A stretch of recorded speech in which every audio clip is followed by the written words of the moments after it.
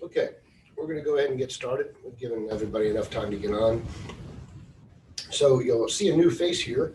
Deanna Britt used to host this group, and her schedule has been redirected, and the leaders of REI USA have asked me to come in and run this going forward. So I'm honored to be here with the Georgia Real Estate Investors Super Group on the REI USA platform. My name is Carson Olinger.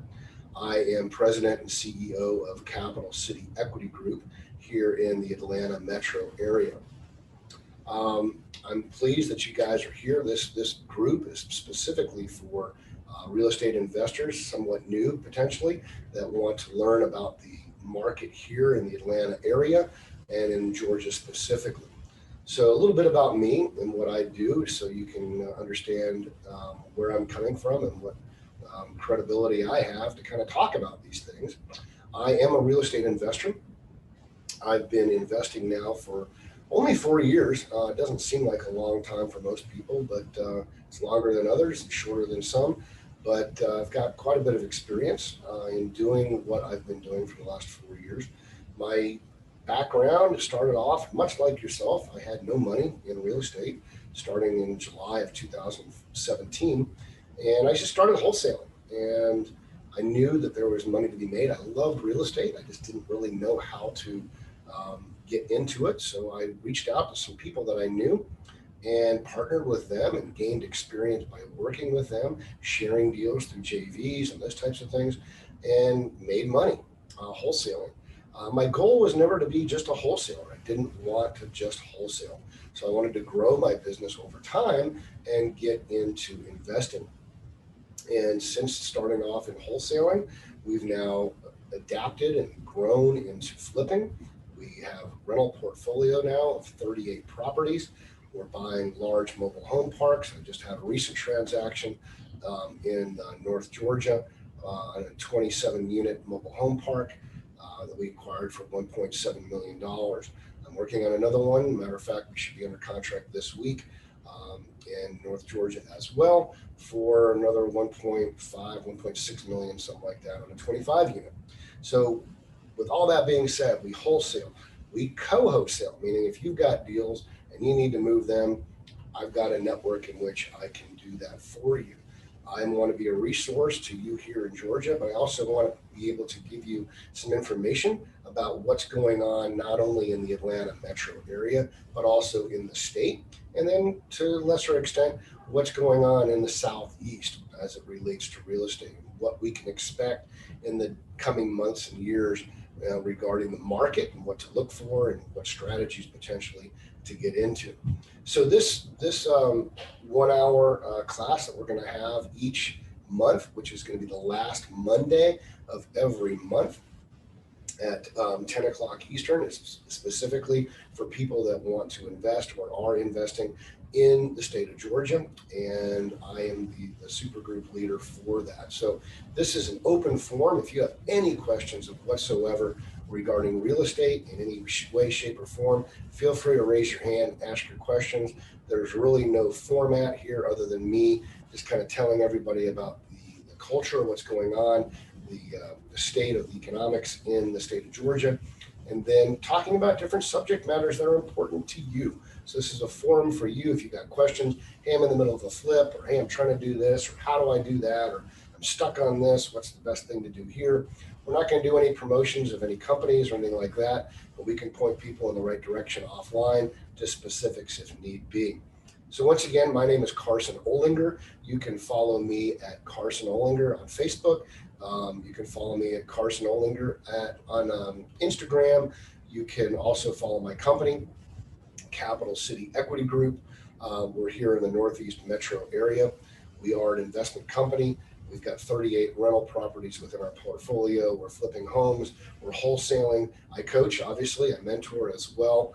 And we do a lot of consulting as well. So we're here to help you and help you get acclimated in the real estate arena in Georgia. What I want to say right now is Georgia is a great state to invest in, specifically right now. Why is that? Well, if you look at the real estate market in general, it's going crazy. Everybody knows you get a house, you can sell a house in minutes and you're selling it for more than asking. Why is that? Well, there's a myriad of different reasons. By the way, we're just getting started. So if anybody has any questions they want to ask, please feel free to raise your hand at any time. Even if I'm not talking about that subject matter, I'll stop what I'm doing and we can address this. This is a small enough group to where we can be pretty nimble. But the economic culture of Georgia, Atlanta, Southeast in general is extremely positive. So right now, most of the large buyers out there, the hedge fund companies, if you look at them as a barometer of where things are going, because they've got a lot of resources, they kind of dictate what's going on, or they're kind of, I wouldn't say dictate, but they kind of are the leading edge of what's going to be going on in the next 18 months. They're in acquisition mode. They're buying homes to hold for rental properties. Okay. So as a result, we're doing the same thing. It just so happened I'm not following them. I just kind of saw the same things that they did. And it just gives me a little more comfortability knowing that the big guys are doing what I'm doing too. You could say it the other way around, that I'm doing what the big guys are doing. Either way, I feel pretty comfortable that the rental market is going to blow up. So let's talk about that. The rental market currently in Atlanta and in Georgia specifically is up 18% year over year from last year. So $1,000 rent last year is now $1,180. Okay, that is significantly higher than even New York City. Okay, significantly higher than California, which are typically have the highest rental rates. Now we're talking proportions. Now I'm not saying you can get $1,000 house in New York. What I'm saying is we've gone up 18%. Those markets have gone up maybe 8 or 9. Okay, so why is that? Why have we gone up so high here? Well, there's several factors in play. One is the Southeast is just an awesome place to live. It just is. The climate, weather climate is good. The economic conditions are perfect for what people want to do. And the governors of these states, specifically Georgia, have had enough forethought to bring external businesses from outside of the state into the state to create jobs and to create opportunities that are now allowing people to move here. Okay, so we're seeing a huge influx of people leaving states like California, states like New York, Illinois. They're leaving Seattle metro area. They're leaving Portland. They're leaving these areas where their hands have been tied, either through economics, politics. I'm not getting into that, but all of these reasons people are leaving, taxes, they're getting out and they're going different places. Now, where are they going? Well, the majority of them are coming to the Southeast, and you can look the numbers up to support that. So what that means is we've got a lot of new people coming in here. Now, if you think about the California market, the New York market, and Portland and Seattle, housing prices are pretty high there, right? So if you sell your house, you're going to get much more bang for your buck down here. So what we're seeing is, hey, I sold my house for $1 million in Seattle, and now I've got $1 million to buy a house down here. But when I'm buying a house in Atlanta, I don't need $1 million house down here because the $1 million house in Seattle was really only a $400,000 house here. So they're taking that million, they're buying the $400,000. Why do I even need a mortgage? I'll just pay cash. So they pay cash for the homes, and they're buying them left and right, and they're outbidding other people because they've got so much profit from the houses they sold out west. So they're flooding the market here. Couple that with lack of inventory, meaning there's not many houses for sale. Why? Well, COVID for one. People have lost jobs or had reduced incomes with their jobs. So they're not in a position to be able to sell, and they're not in a position where they can even be foreclosed on because of all the federal guidelines that have prohibited foreclosures. So they're in forbearance. Now, in the next 6 months, those forbearance are going to start coming due, and they're going to become foreclosures. Let me flip this around real quick. I've got a lot of light streaming in here. There, that's better. So with that being said, we're going to see a lot of houses hit the market probably in the next 6 to 8 months. But right now, people are getting out of their houses that they're selling. They're selling to these people from New York and California and other states that are moving to the area, and they're divesting. meaning they're getting out of their properties and they're moving into rental properties. So all these people are trying to get into rentals. There's not many rental properties available. And the ones that are available are going up in value because the demand is higher. So these are all positive things for a real estate investor, okay? And it's good on both fronts. If you can get a house at a good price, you can flip it and you're getting $30,000, $40,000, $50,000 more than you would otherwise, because there's such high demand for housing, because there's a lack of inventory there as well. Secondarily, the rental market is great. We're getting excessive amounts of money in rent because there's no inventory and people have to rent, okay, because they can't afford to buy, because they lost their job or their job went down and they don't have enough money coming in to afford down payments and their credit's trashed and all the other stuff. So it's a big tsunami that's hitting right now. But if you position yourself properly, you can help these people, okay? Did I say take advantage of anybody? No, I didn't. We don't do that. We help people find solutions for their problems. If you have that mentality, you will succeed. You'll make money, but you'll be helping other people. And that's what we try and do here at Capital City Equity Group. We try and help other people with their financial problems through housing, because usually it's their biggest burden, whether they're getting foreclosed on, whether they're needing to move into a rental property, you name it, we've got a solution for them, okay? So with that being the case, there's a lot of different opportunities here in Georgia to get into real estate. So are there any questions regarding the economics, where we're standing right now within the state of Georgia? If there are, I'll field those questions right now. I'm just taking a look at the attendees to see who may have some questions. I don't see any right now, but if they pop up later, let me know. Okay, so that's kind of the culture of the economic culture, that is, of the Southeast, specifically in Atlanta. We're in a great position. I couldn't think of a better area in the country to do that. Nationally, there's going to be some problems nationally. I see a correction in the market happening within the next 18 months, probably maybe a little bit sooner, but within the next 18 months, we're going to see a combination of interest rates start to potentially tick up a little bit, not significantly, but tick up a little bit.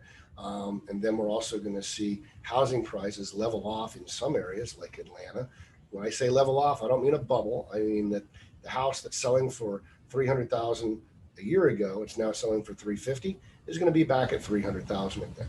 Why? Because I think there's going to be more inventory coming in. There's going to be a little bit more competition, but there's still going to be enough demand that's going to push and keep the prices high.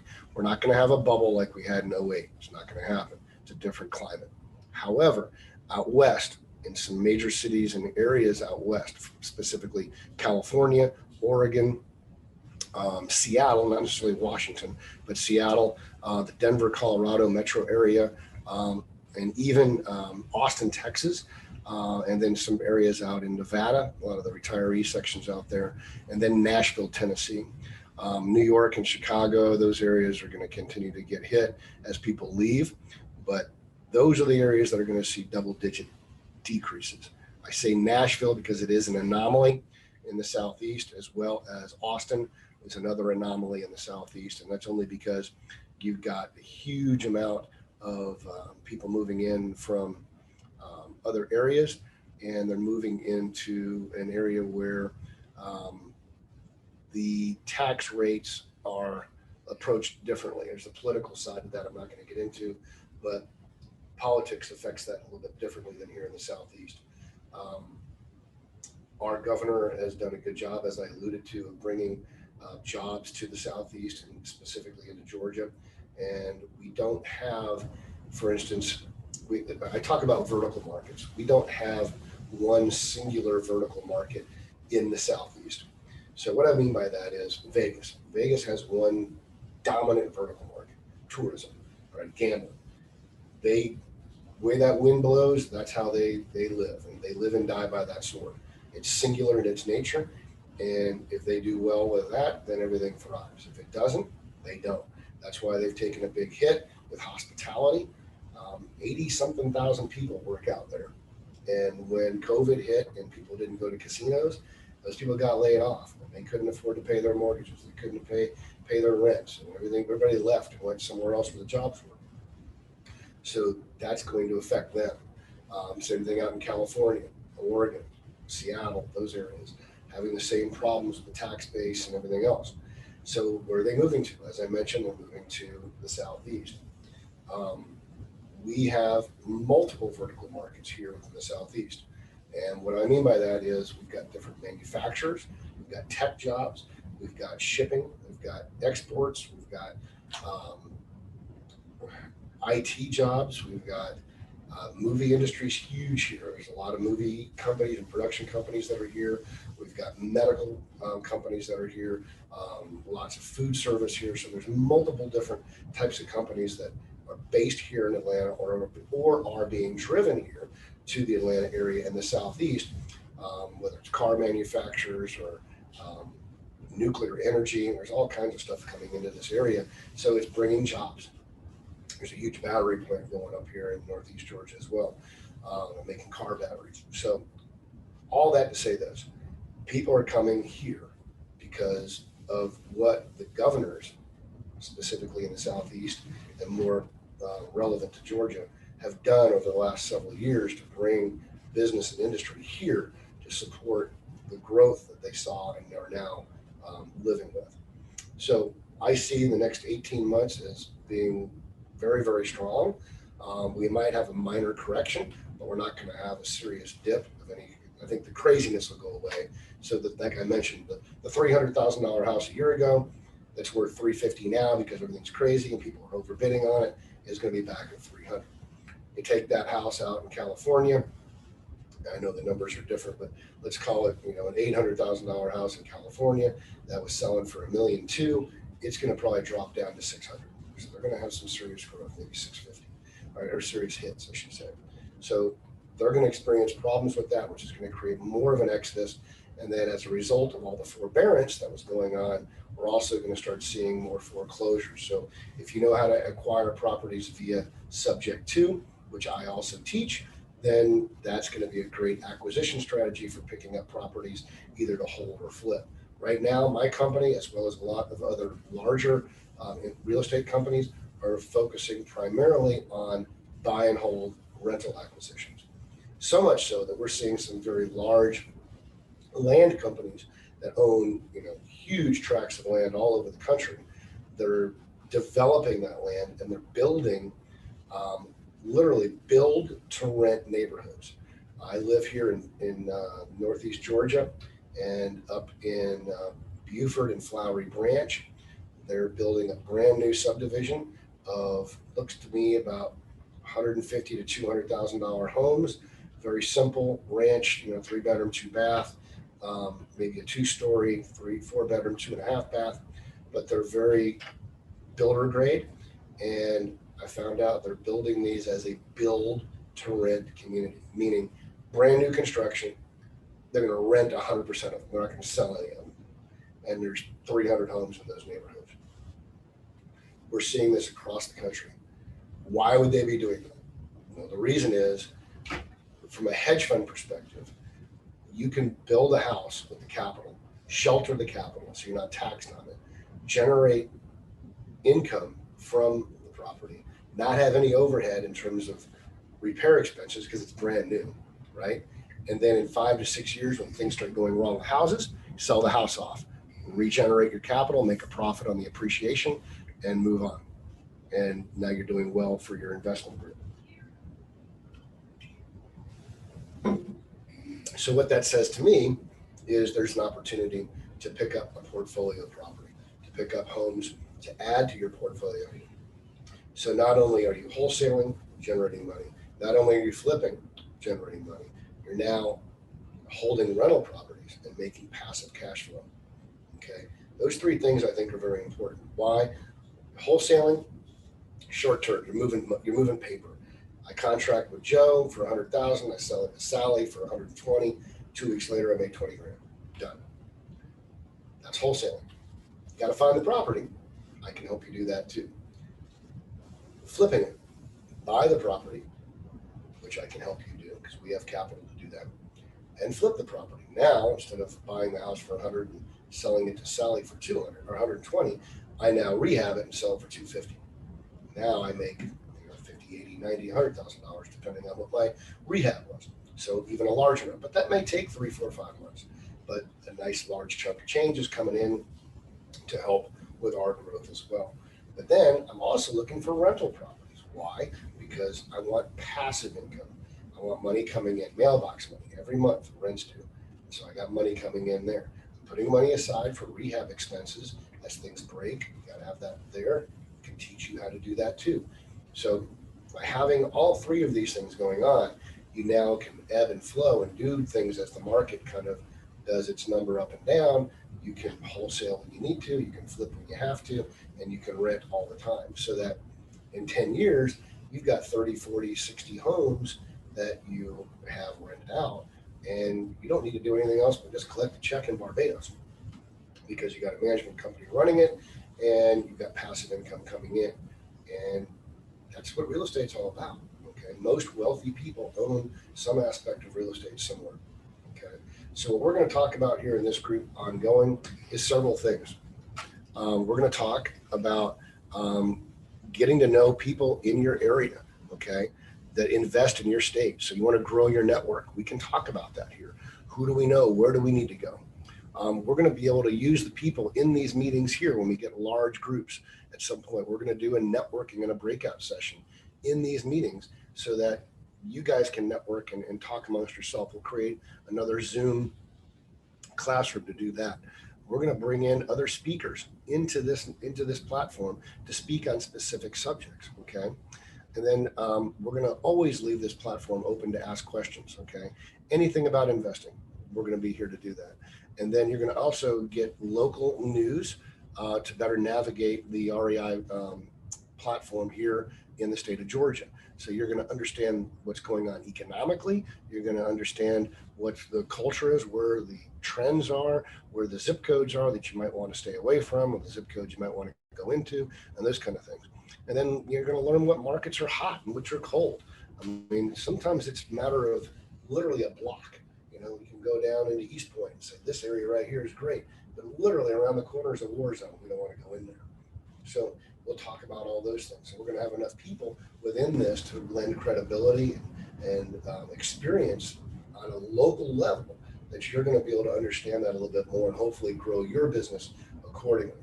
So today, since it's our first rundown, I want to make sure that everybody knows how to reach me, whether it's on this platform or offline.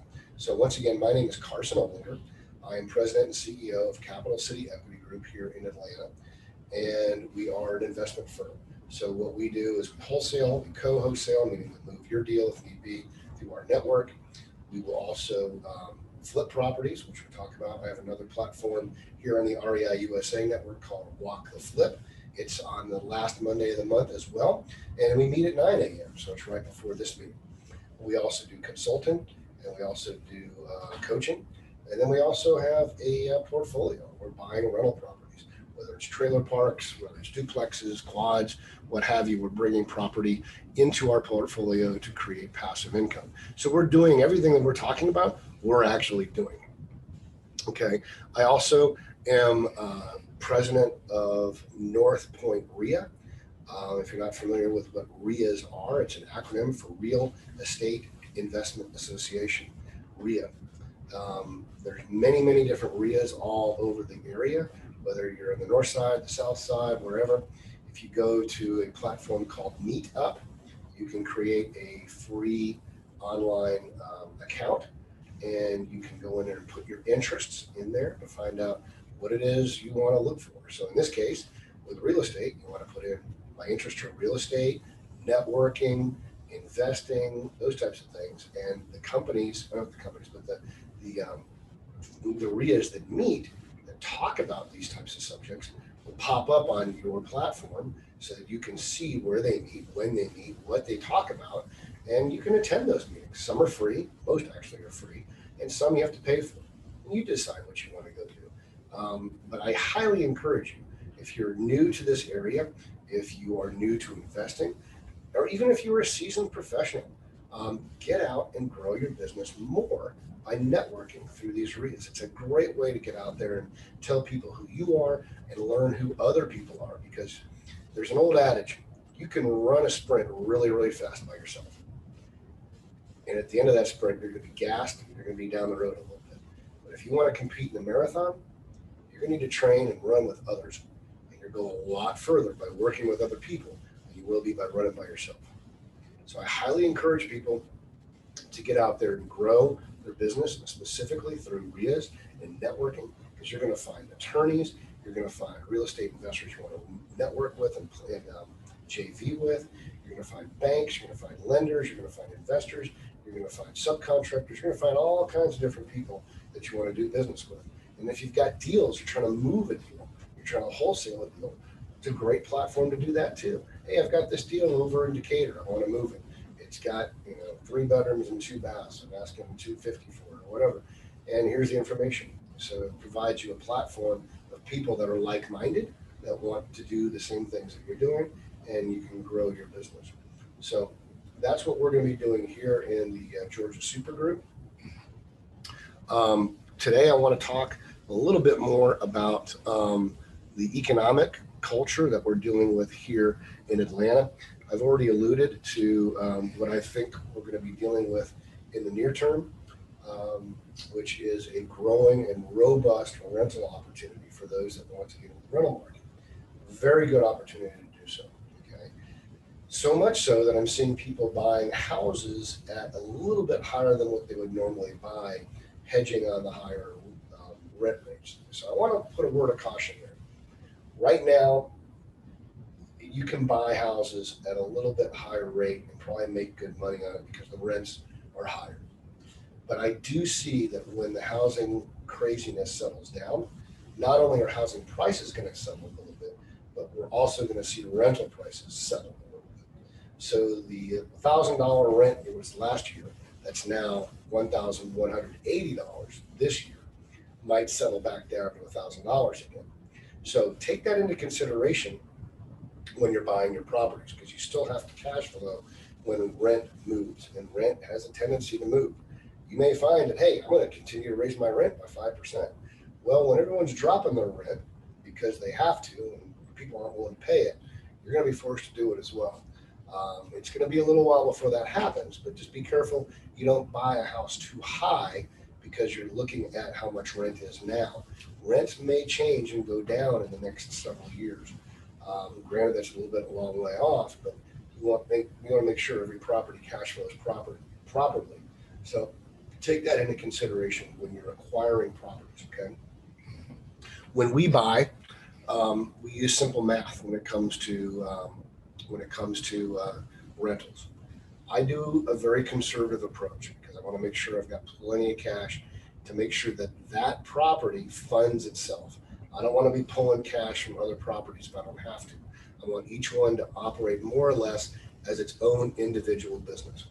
So I use several rules of thumb. When I try to acquire a property, I try and use the 1% rule. Okay, you'll hear that out there. Does that mean I buy actually at 1%? No, but at least it lets me know that I'm in the right ballpark. That's a rule of thumb, right? Do I want to explore this thing further? So what is the 1% rule? If I buy a house for $100,000, then the rent should be $1,000, 1%. Okay. If I buy a house for $200,000, or if let's say not necessarily buy it for 200, but let's say I buy it for 170 and put 30 into it, so I'm all in for 200, right? Whatever your all-in expense is what I'm talking about. So whatever you got into it. If I'm at 200, then the 1% rule would mean $2,000 in rent. Is it going to be exactly that? No, but if it's pretty close, I'm going to analyze it.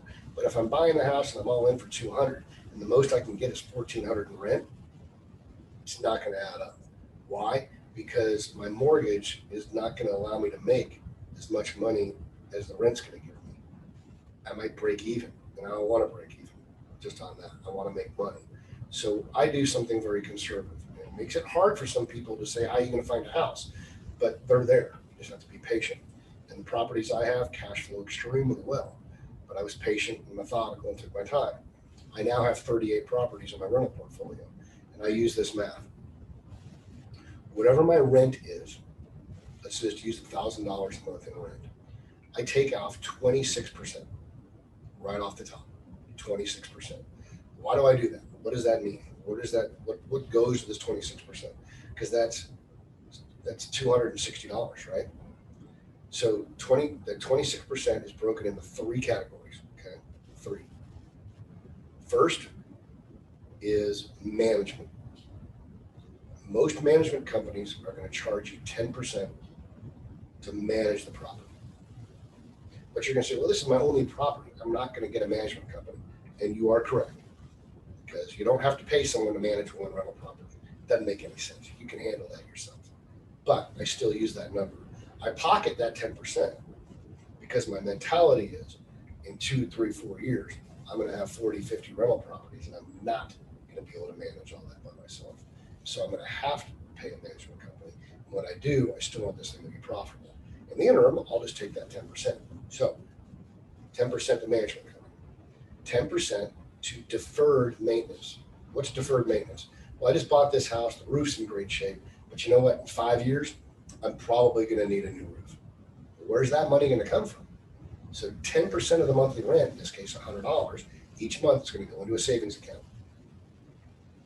So I've got money to fix the house up when I need to. Money's got to come from somewhere. It's just going to sit in a savings account.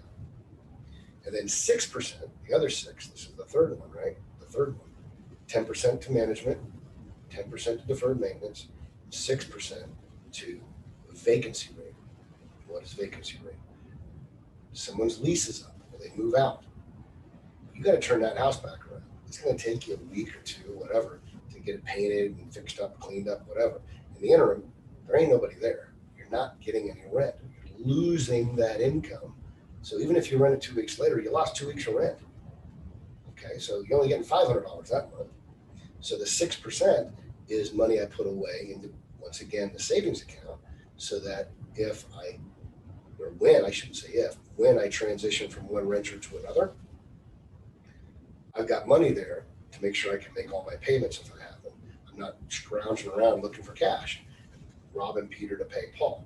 Okay, so with all that being said, now the $1,000 in rent is $740 because I just took $260 out and put it aside.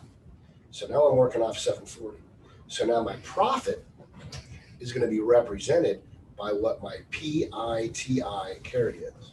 Okay, PITI, principal, interest, taxes, and insurance. Okay, those 4 things: principal, interest, taxes, insurance. PITI. That's what your mortgage is going to be to Bank of America or whoever, Ameris Bank, whoever you're using. That is going to escrow your taxes and insurance and everything. Okay, so let's say in this case it's $600 a month. Okay, I'm paying $600. I'm getting $1,000 in rent. I took $260, put it away. I now have $740. My profit is the $740 minus the $600 to the bank. So now I'm only making $140 a month, okay, which is great because I've got $260 put over here. All right. Now, after a while, that $260 a month is growing and growing and growing and growing. I'm not going to need $200,000 sitting there for that house. At some point, I'm going to be able to say, you know what? I've got $10,000, $15,000 sitting there for that house. That extra 10% on deferred maintenance, I can start using that to go out on dates or to go on buy something else I want. I can use that as income. So now the $140, add another $100 to that because I've got 20 grand sitting in the bank for that house. Okay, so now I can start pulling that capital, and I'm also managing the property myself, so that 10% can come to me as well. Because now I've built my coffers, my savings up enough to where I don't have to worry about it. Okay. Then if something happens, I need 5 grand, I take the 5 grand out of the 20, and then I stop taking that extra profit until I build it back up to 20 again. That's how it's done. So that's how I buy my properties. Okay. And you just put that to a different scale. It seems a little bit conservative, but then there's also ways to structure your business through LLCs and S corps. So I alluded to the fact that, hey, I have to pay a management company to manage my property. I would pay them 10%. I'm managing it. Well, if I had to pay a company 10%, isn't that house paying me 10%? Well, can't I write that off as a management fee to my company? Yes, you can. You can structure that properly. Talk to your accountant. I am not an accountant. Talk to your accountant about how to do that. The house should be set up in an LLC, and you should be working for an S corp. That's how I have it set up, a subchapter S. Okay, so my subchapter S company manages that property, so I get the 10% coming to me, and then I write that off, but I still profit from it. It's a legitimate legal write-off. Okay, and your accountant can work all that up to work with the local and national tax laws so that you're compliant, and that's basically how it works. But there's ways of capturing that money. But then when you do grow and you have 50, 60, 80 properties, and now you have to pay a management company externally because it's just too much, you're still profitable. So that's how I look at a rental property. Okay, are they harder to find that way? Well, sure, they are, but they're still out there and you can find them. I've got 38 of them. Okay, so that's an important process. Now, when you flip a home, a lot of people say, what's the math? How do you figure out how to flip a home? What's the best way to buy a house? What is our buying math? How do I know it's a good deal? Here's the math that everyone uses. And if you don't know it, you need to write this down. So get a pen, get a paper, and write this down. If you know what ARV is, you know what the ARV is solidly, not that Zillow said this or Redfin said that, but you've talked to some people, you've done your research, and you know once this house is fixed up, the after rehab value, ARV, is $300,000. Okay, meaning that house is in perfect condition, it's going to sell better than any other house, and it's beautiful because I rehabbed it. It'll sell for 300 grand easy, no problem. That's the ARV. The way you buy that house before that is you know that when you rehab it's going to be worth 300. Is you take the 300,000, you subtract 25%. So ARV minus 25%. Okay, that's $75,000 right off the top. Okay, so now you're at 225. Okay, now the rehab is going to run you $50,000, right? So in this case it's 50 grand. So now you're 225 minus $50,000 for your rehab. Okay, now that puts you at 175,000. So you need to be buying that house with a $50,000 rehab at 175. So now if the rehab is only 25, you'd be buying it at 200. That would be a reasonable price to still make money. Obviously, you'd sure want to get it at 175, but if you got it at 200, you could still make money. Now, if you're trying to wholesale that property, keep in mind the investor wants to buy it at 175 because that's how they're going to make money. You have to make some money on top of that. So let's say you want to make 10 grand. Now you need to get under contract at 165. So you can add 10 and sell it to the investor at 175. Okay, that's the math. So where was this 25%? Where did that go? What happened to the $75,000 just off the top? Well, where did that go? What does that mean? Well, here's what it is. The 25% is a number that the investment community has come up with that generally encapsulates all of your profit, your acquisition costs, your selling costs, and your holding costs. Those four things.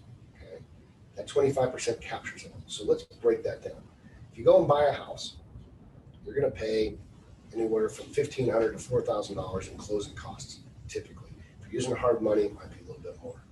But those are your transactional, your buying costs, right? That's part of that 25%, right? When you hold the property 3, 4, 5, 6 months, you've got taxes, insurance, you've got power bill, water bill, light, all those things, plus any mortgage that you're paying because you bought the house from the bank maybe, and now you've got to pay the mortgage while you're flipping it. Those are your holding costs, okay? That's part of that 25%. Now you go to sell the house for 300.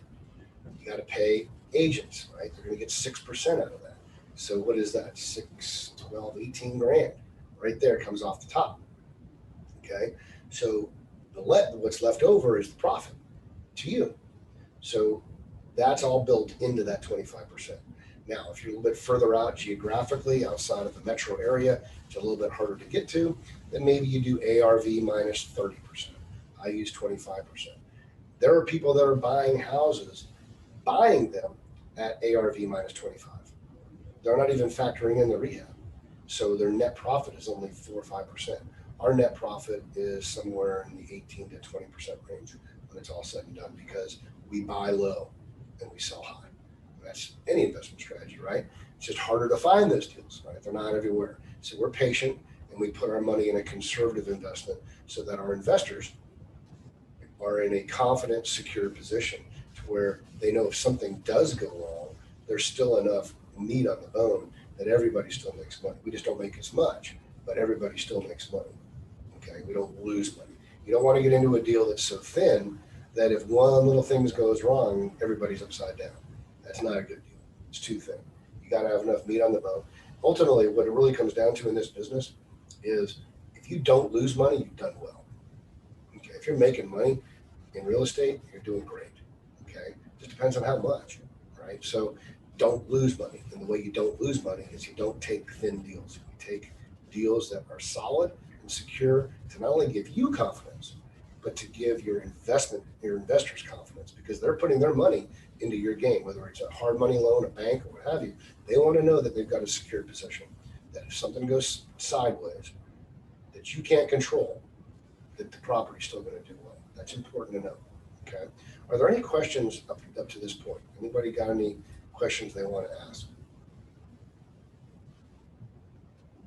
Okay. Let's see, close that out. So what we're going to do in the next several months is we're going to talk about different buying strategies. We're going to talk about how to identify properties, where the trends are in the area, and how to go about finding those properties, how to market to those properties, how to do it for free. I do a lot of marketing for free. I do a lot of paid marketing as well. There's different ways of doing that. When I first started, as I mentioned, I didn't have any capital. I had no money. So everything I did had to be free. I wanted to make sure that I got my name out there, promoting my company. Here it is. Hey, got it on my shirts everywhere I go. And I'm putting it on Facebook. I'm just imprinting your brain with my logo and my face, because I want people to know who I am so that when they see me, they know that I do real estate, they know that I can help them, and they know that I'm credible and I'm honest. That's important to me. Okay, so I'm going to teach you how to do that. If you got questions about anything with real estate, we're here to help. We want to be a platform for all the new investors that come into the REI USA platform that are in the Atlanta metro area or even in the state of Georgia. We do stuff down in Savannah, St. Simons. We're doing stuff down in South Atlanta. So all over the state. I mean, the state is a great state. There's a lot of great opportunity, whether you're in a rural area or in a suburban area or in a city setting. Augusta is another great place to get into. So we'll talk about all those different markets in Columbus, Georgia, and what's good, what's bad, where to go, where not to go, those types of things. So if you're in Georgia, this is the place to be on the REI USA platform. If you have friends that want to get into this business or are already in this business, tell them about this. This is a great platform. REI USA is $40 a month, and there's tons of coaches. There's 20-something coaches, or 22, 25 coaches, I think it is, that are talking about all kinds of different subject matters. And $40 a month gives you exposure to all of them on this type of a platform. Okay, and you can reach out to them directly. So how do you reach me? Well, first of all, my name is Carson. My last name is Olinger. I am president and CEO of Capital City Equity Group. My direct line is 678-478-2230. You can reach me at info@capcityeg.com. You can follow me and like me on Facebook at Carson Olinger or at Capital City Equity Group. And you can also follow me on Instagram and on LinkedIn. I also have a YouTube page. You could subscribe to my YouTube page. We put a lot of great content out there. I've got tons of archived videos already on how to do things, walking through properties, all kinds of stuff like that. So if you need help, we can coach, we can mentor. If you have a deal, you're trying to wholesale it, I can help you move that. We've got quite an extensive network of buyers and investors here in the metro area and around the state of Georgia and even the Southeast that we're looking to buy properties. And if you've got one, you're just trying to move it, you've got it under contract, we can provide the platform to do that. We can talk about what that looks like and how that works, but we can move it for you. So I'm going to wrap this up. We're a little bit early. I don't see any other questions. I appreciate you guys joining us. Please feel free to reach out to me directly and subscribe to my page, follow me on Facebook and what have you. and let's try and get some more deals together. I'm here to help you. I'm willing to JV with you if need be and answer any of the questions you might have. So thanks again for joining us. We'll see you again at the end of August for this Georgia Super Group. And don't forget, I also do Walk the Flip the last Monday of every month from 9 to 10 as well. Thank you. Have a great day and get out there and buy something. Take care.